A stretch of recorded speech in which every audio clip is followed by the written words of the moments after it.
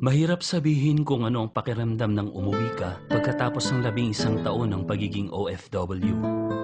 Hindi ko na nga mamukhaan ng lugar na to. Pero may mga bagay na sadyang hindi nagbabago. Para kang namatay, nabuhay, at napaglipasan ng panahon.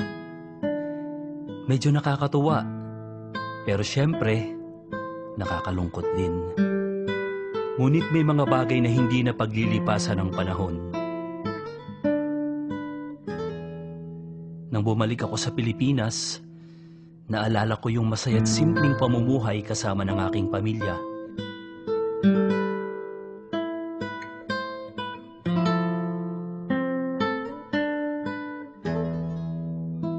Ngunit nung hindi ako namukha ni inay, mas masakit pa yun kaysa sa 11 taon sa abroad.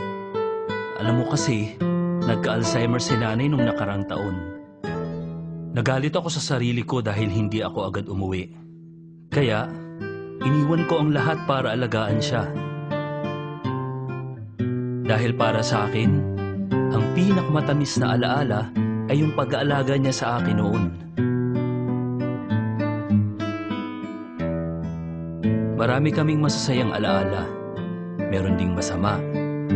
Pero kahit anong mangyari, wag na wag mong ibabaliwala ang bawat sandali. Dahil hindi mo masasabi kung gaano katagal pa ang panahon na kayo'y magsasama.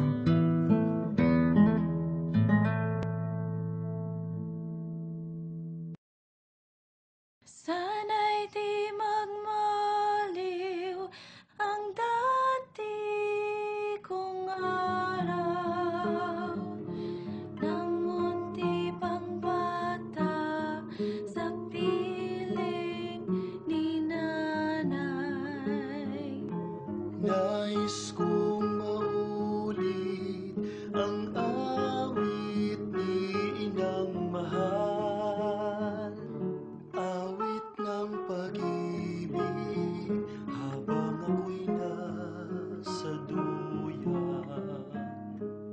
Sa aking pagtulog na labis ang himbing, ang bantay ko'y tala, ang tanod ko'y bituin.